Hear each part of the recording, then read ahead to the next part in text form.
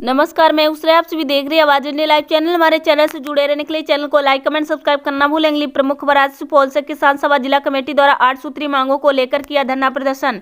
मामला सुपौल जिला के त्रिवेणीगंज मंडलीय मुख्यालय अंतर्गत मवेशी अस्पताल में किसान सभा जिला कमेटी द्वारा 8 सूत्री मांगों को लेकर धरना प्रदर्शन करने का है। किसान सभा के कार्यकर्ताओं ने बताया कि हम लोगों द्वारा 8 सूत्री मांगों को लेकर धरना प्रदर्शन किया गया। साथ ही त्रिवेणीगंज एसडीएम ने ज्ञापन सौंपा गया कि त्रिवेणीगंज अनुमंडलीय क्षेत्र के किसान खाद यूरिया को लेकर परेशान रहते हैं। वहीं खाद दुकानदारों से किसानों को से ज्यादा कीमत पर लेकर यूरिया दिया जा रहा है। किसानों को खाद दुकानदारों द्वारा ज्यादा कीमत लेकर शोषण किया जा रहा है। साथ ही ये भी बताया कि सबसे पहले त्रिवेणीगंज के होलसेलर द्वारा रिटेलर का शोषण किया जाता है, बाद रिटेलर द्वारा किसानों का शोषण किया जाता है। एक तरफ किसानों को अन्न का दाता कहा जाता, वहीं दूसरी ओर किसान को परेशान किया जाता। साथ ही ये भी बताया कि पैक्स अध्यक्ष द्वारा किसान धान नहीं लेने पर औने पौने दामों में बाजार में बेचा जाता है। अब देखना लाजमी होगा कि सुशासन बाबू की सरकार में कब तक किसान का शोषण होता रहेगा या फिर कोई विकल्प भी निकाला जाएगा। देखिए एक रिपोर्ट बलराम कुमार के साथ। करने के बाद भी उनका कोई देखरेख नहीं हुआ। शाम में उनको गोली मार दी गई। इलाज के क्रम में उनका मौत हो गया। इलाज के क्रम में मौत हुआ पटना के पारस हॉस्पिटल में। उसके 13-14 घंटा बाद वो अपने 24 घंटा बाद वो गांव आया। तब तक थाना अध्यक्ष न तो कोई चौकीदार को भेजा, न कोई वहां देखने गए, न किसी तरह की उनको सुरक्षा और सांत्वना व्यवस्था की गई। मैं मुखिया संघ का अध्यक्ष होने के नाते सुपौल, सहरसा, मधेपुरा के मुखिया संघ को जानकारी दिया। हमारे सैकड़ों मुखिया जी, जनप्रतिनिधि लोग जो पंचायती राज के चुने हुए प्रतिनिधि हैं, जो कम से कम 12,000 लोगों का प्रतिनिधित्व करते हैं, और वैसे लोग वहां पहुंचे, उनका कोई सुनने और देखने वाले नहीं है।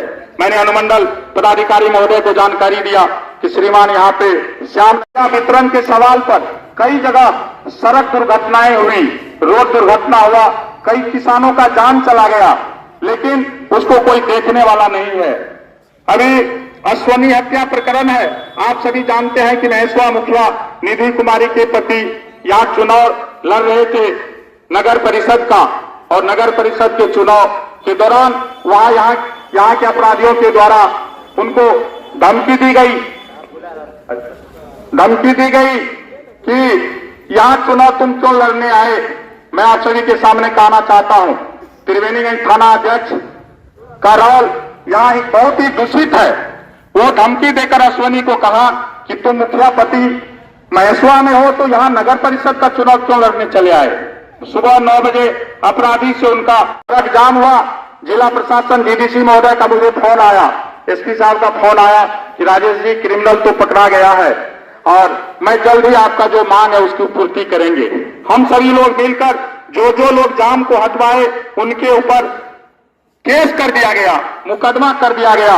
हम अनुमंडल पदाधिकारी महोदय से कहना चाहते हैं, क्या आप अकेले अनुमंडल प्रशासन चला लेंगे? जनता और प्रतिनिधि का सहयोग आपको नहीं चाहिए क्या? आपके कहने पर हम लोग जाम तोड़वाए और हम लोगों के ऊपर केस मुकदमा दायर कर दिया गया। आज भी निधि के घर पे न कोई सुरक्षा, न कोई उनके मुआवजा की व्यवस्था, न किसी तरह की कोई शांति व्यवस्था करने की बात। मैं आपसे मांग करता हूं, हम लोग जनप्रतिनिधि हैं और अभी के समय में जनप्रतिनिधि कैसे चुने जाते हैं आप सारी बातों को समझते हैं। उनकी सुरक्षा की व्यवस्था हम भीख नहीं मांगे। जिला मुखिया संघ सुपौल हम लोगों ने निर्णय लिया है कि त्रिवेणीगंज ही नहीं सुपौल से इस आंदोलन का प्रारंभ होगा और ये जांच के घेरे में भाई कई पदाधिकारी आएंगे। इसलिए भाई और बहनों, हमारे साथ सैकड़ों महिलाएं हैं, पड़ी हुई है, कड़कती ठंड का शिकार हो रहा है। आप अलाव का व्यवस्था, आग जलाने की व्यवस्था करें। जो भी सीमित संख्या में मुझे मालूम है कि कंबल वितरण की व्यवस्था है उसको अविलंब करवा दिया जाए। होता क्या है कि कंबल वितरण की आती है और वो जब धूप हो जाता है, ठंडा खत्म हो जाता है, तब उनको कंबल दी जाती है। जन वितरण प्रणाली की व्यवस्था यहाँ बहुत ही गड़बड़ स्थिति में है। शिक्षा और स्वास्थ्य की हालत तो कहना ही मुश्किल है। मैं मानता हूं कि अनुमंडल पदाधिकारी महोदय आप पकड़े कुछ दिनों के अंदर आंदोलन तीव्र होगा और आपका थाना का घेराव, एसडीओ का घेराव किया जाएगा। हम यही एसडीओ साहब को कहने आए हैं। जिस देश में, जिस राज्य में जो है कि सुरक्षित नहीं है, IAS IPS पर भी गोली चलती है, लॉ एंड ऑर्डर नाम का कोई चीज नहीं है, जनप्रतिनिधि का सुरक्षा नहीं होता है। ये क्या किस लिए आप बैठे हैं? आपको सुनाने आए हैं। प्रतिनिधि का सुरक्षा करनी चाहिए। आपको आगे हम बताते हैं 19 अम्बेडकर के किताब में लिखा हुआ है, आप जनप्रतिनिधि भी नहीं, प्रत्येक आदमी की सुरक्षा करना आपकी जवाबदेही है। हमें संवैधानिक अधिकार है और उसी की सुरक्षा के लिए आपकी बहाली की गई है। इसलिए हम मांग करते हैं कि त्रिवेणीगंज के थाना अध्यक्ष, जिनका चरित्र गुंडे और क्रिमिनल से साठगांठ मिली भगत है और त्रिवेणीगंज थाना को वो राजशाही की तरह, राजतंत्र के तरह चलाना चाहता है, क्या यहाँ कोई FIR 15,000 10,000 कम लेके करता है क्या? कोई भी FIR का जांच प्रक्रिया सही तरीके से होता है क्या? ये सारा जवाबदेही आपकी होती है, बदलाव में होता है। लोगों में भारी आक्रोश है। एक आदमी का जान चला गया और एक साधारण थाना अध्यक्ष।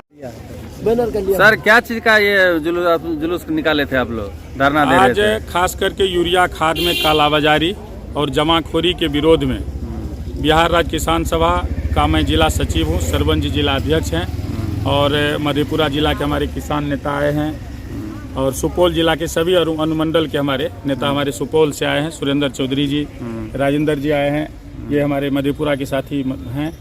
राजेंद्र जी प्रतापगंज से आए हैं। सभी लोगों ने मिलकर 8 सूत्री मांग हमने दिया है। 8 सूत्री मांग में सबसे पहले है कि यूरिया खाद की कालाबाजारी, जो जमाखोरी के कारण यहाँ जो स्टॉकिस्ट है, होलसेलर, अपने मनमानी तरीके से खाद देता है, खाद के साथ एक लिक्विड खाद का बच्चा देता है और उसी के नाम पर 266 के बदला 566 तक ये वसूलता है। तो वो हमने कहा कि 400 बोरा ही खाद आता है, जितना ही टन खाद आता है उसका एक कमेटी बना के और पंचायत लेवल पे जो खाद दुकानदार है उनके बीच भेजिए और हम लोग प्रतिनिधि लोग उसको बैठ के बंटवाएंगे। तो अभी SDO साहब को ज्ञापन सौंपे हैं? SDO साहब को 8 सूत्री ज्ञापन सौंपा है। क्या दिशा निर्देश दिया गया? SDO साहब हमारे सामने में अनुमंडल हॉस्पिटल में, जो हम खुद गए थे, वहाँ डॉक्टर नहीं थे, तेल नहीं था, जिसके चलते पुर्जा नहीं बनी, तो वहाँ पे रेफरल हॉस्पिटल प्रभारी को फोन लगा के डांटे कि व्यवस्था में सुधार लाओ, नहीं तो हम खिलाफ में लिखेंगे। यहाँ के होलसेलर को पूछे कि कौन खाद कितना किसके किसके पास आता है और आज खाद वितरण कहाँ कहाँ हो रहा है। इन्होंने उनसे दुकानदारों की सूची लिया, जिसमें छातापुर और त्रिवेणीगंज के जो होलसेलर और रिटेलर है उनकी लिस्ट इन्होंने मांगा है। मैं भी कहा कि सर होलसेलर और रिटेलर का हमें लिस्ट चाहिए और वो चिट्ठी जो सरकार के द्वारा आवंटित की जाती है, किन दुकानदार को कितना खाद दिया जाता है, उसका हम लोग को लिस्ट रहेगा, तो उस हिसाब से किसानों को विभिन्न दुकान पे बांट के उसको वितरण सही तरीके से करवाऊंगा। और यहाँ कंबल वितरण का सवाल था। आप देखिए गरीब माताएं बहनें बहुत आई हुई थी, बूढ़े बुजुर्ग लोग हैं। कंबल इन्होंने कहा कि 324 यहाँ बंटवाए हैं, छातापुर में भी वितरण हो रही है, 324 प्रखंड में है और प्रखंड विकास पदाधिकारी को फ़ोन लगा के इन्होंने कहा कि कंबल का विलम्ब वितरण करो और अपने तरफ से भी हम लोग तो 1 महीना का अपना वेतन से खरीद के बांटते हैं। हम धन्यवाद सर। आइए जदिया थाना क्षेत्र में भी, वहाँ उधर 10 से 11 पंचायत है, उधर के भी बुजुर्ग लोगों को बांटिए। जब इधर आप बांटे हैं तो उधर भी बांटिए। बीमार होता है, मरता है, उसको अविलंब जाँच कराने की मांग हम लोगों ने किया है। लास्ट में विकास कार्यों में व्याप्त भ्रष्टाचार है। आप देखिए रहेंगे हर जगह कमीशन खोरी है। राशन कार्ड बनवाने जाओ दलाल खड़ा है, क्या कहते हैं, नई राशन कार्ड बनवाओ तो दलाल खड़ा है, नाम जोड़वाओ दलाल खड़ा है, आवास में लूट हो रहा है, सभी कार्यों में लूट हो रहा है। उसका जांच की मांग हम लोगों ने किया है। पैक्स में किसान की धान खरीद नहीं हो पा रही है क्या? बहुत कम मात्रा में, एकदम आंशिक मात्रा में। ऐसा ये किनकी गलती है? ये किसकी कमी है? व्यवस्था की कमी है, व्यवस्था में दोष है। सरकार क्या कहती है धान नहीं खरीदने के लिए? सरकार इस हिसाब से कहती है कि धान उसका बिकेगा ही नहीं। रजिस्ट्रेशन करो, ये करो, वो करो, जब तक पैसा आ जाएगा किसान को धान बेच के। रजिस्ट्रेशन तो आजकल हर एक किसान किए हुए हैं, जो प्रधानमंत्री सम्मान निधि योजना का लाभ भी ले रहे हैं। हमारे यहाँ का, मैं कोरियापट्टी पूरब का हूँ और वहाँ पे पिछले साल 26 किसान का अभी तक पेमेंट नहीं हुआ। पैक्स अध्यक्ष कहता है सरकार की ओर है, सरकार कहता है पैक्स अध्यक्ष के पास पैसा है। इस डर से किसान लोग अपने धान को पैक्स के माध्यम से नहीं बेचना चाहता है। अभी तो कह रहा है 24 घंटा 8 दिन में पैसा नहीं जा रहा मिलता है। है। वो झूठी बात है, बिल्कुल नहीं मिलता है। किसी को नहीं मिला है, किसी को नहीं मिला है। इसमें पैक्स अध्यक्ष की कमी होगी। पैक्स अध्यक्ष भी उसी दाने पानी से चलता है। हम क्या कह सकते हैं किसी को? पैक्स अध्यक्ष की क्या औकात हो सकता है कि किसी की कमी है, लेकिन उनको एक्टिव होकर किसानों का पैसा दिलवाना। सरकार तो कहती है कि पैक्स अध्यक्ष को सबका धान खरीदा जाए, किसान का खरीदा जाए। सब कुछ कहती है, लेकिन व्यवस्था में दोष है। इस बात को तो आपको समझना पड़ेगा। आज डीलर के लिए, अनाज के लिए लोग खड़े रहते हैं, कहता अभी लाइनें नहीं है, वो आपको जो अंगूठा कामे नहीं कर रहा है। रात को जाता है तो फिंगर काम करने लगता है। रात ये में तो सरकारी की व्यवस्था है। मतलब डीलर रात में चावल बांटता है, गेहूं? पड़ता है। ले लेता है रात में, कहा था सामान कल देंगे। हाँ, सामान कल देंगे, घर घर जाके ले लेता है। अभी लिंक नहीं है। ठीक है, तो लिंक नहीं है तो और ये सबसे तो बड़ी नेट बात की है, प्रॉब्लम एक है। ही आदमी को जन वितरण की भी व्यवस्था है, उसी आदमी को खाद का भी दुकान का, उर्वरक का भी। किनके पास करता है? क्या है अभी क्या कहते हैं हमारे कोरियापट्टी में ये कौन चौधरी है, राजेश चौधरी को, वो जन वितरण का भी दुकानदार है। क्या किया 2-3 बार जन वितरण प्रणाली के ग्राहक से ये ले लेता है। डीलर कौन सा है? राजेश चौधरी।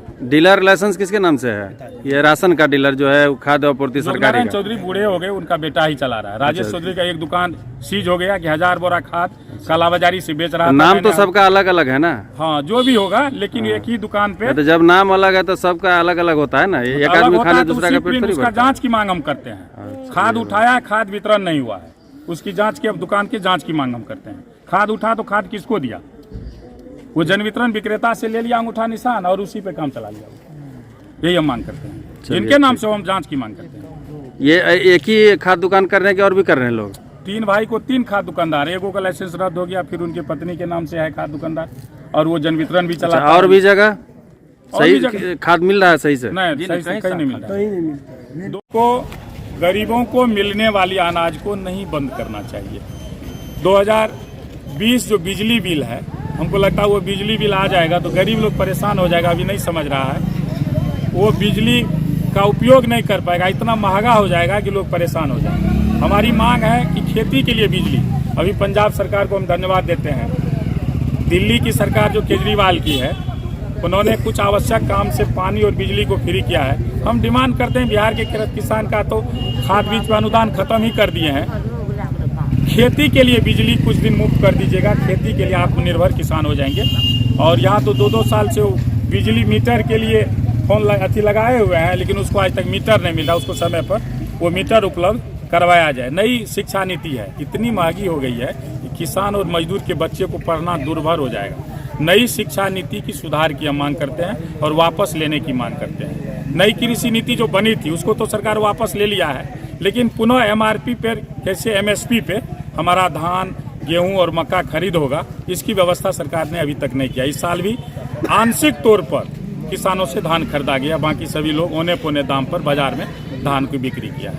एक मुख्य मांग था कि बाजार में लोग भोज के समय में तेल मसाला का प्रयोग करते। मैं खुद बीमार हो गया था, ये इसलिए कि जितने ये किराना दुकानदार बड़े लोग हैं, एक्सपायरी तेल और मसाला चलाते हैं। हमने सर को कहा कि सर, आप अनुमंडल की भी बैठक में हमने आवाज़ उठाया था, एक टीम बनाकर, तो उन्होंने कहा कि MO दोनों छातापुर त्रिवेणीगंज दोनों MO को कहा है कि प्रत्येक दिन 5 दुकानदार की जांच करो एक्सपायरी तेल बेचने की। 500-600 रुपये में यूरिया मिल रहा है, अभी लोग मजबूर होकर ले रहा है। और सबसे अहम मुद्दा है अभी गरीबों की, 2020 लेबर कोड बिल जो सरकार ने पास किया है, कौन कौन दुकानदार बेचता है? 600 में मजदूरों को काम करना पड़ेगा।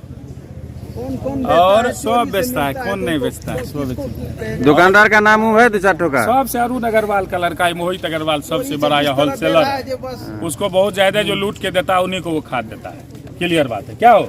सही बात है। कहा है कि जिस दुकान में मैं जाता हूँ कहता है कि होलसेलर से बात कीजिए, होलसेलर को फोन लगाता हूँ, फोन नहीं उठाना पसंद करते, क्योंकि उनका फोन तो ऊपर से जुड़ा हुआ है, आप जानते हैं। और त्रिवेणीगंज का होलसेलर कौन है? सुनते हैं मोहित अग्रवाल है, और कई लोग हैं, लेकिन मोहित अग्रवाल को हम लोग जानते हैं। उन्हीं के यहाँ से तमाम होलसेल में खाद रिटेलर को जाता है। रिटेलर का कहना है कि वही हमारा शोषण हो जाता है, सर हम क्या करेंगे, ये बोलता है। तो ये तो अनुमंडल प्रशासन से वही हमने कहा, इसकी जांच करवाइए, बीच में कहाँ पे गैप है, इस गैप की जांच करवाइए आप। किसान शोषित हो रहा है। आपके कहने का मतलब है होलसेलर ही गलत करता है, जिस कारण रिटेलर गलत करता है और करवाता भी है। ठीक है, चलिए। झूठा मुकदमा वापस लो। त्रिवेणीगंज थाना अध्यक्ष को अविलंब यहाँ से स्थानांतरण करने के लिए, और जन वितरण प्रणाली में व्याप्त भ्रष्टाचार, इन्होंने एक लड़ाई का शंखनाद हमारे हम लोगों के लिए तो फिर कर दिए।